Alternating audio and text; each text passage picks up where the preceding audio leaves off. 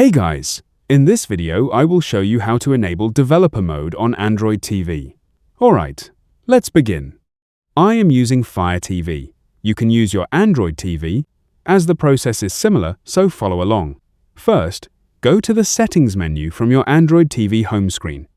Select My Fire TV, then here you can already see Developer option, but to enable that on your TV, you must select About and then find My Fire TV.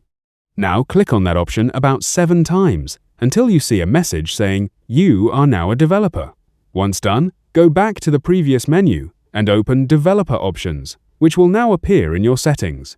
Inside Developer Options, you can enable USB debugging, adjust background process limits, and allow installation of apps from unknown sources. These settings are useful for testing apps and advanced customization on your Android TV device. Restarting your TV is optional but can help apply changes properly. That's it for this video. Thanks.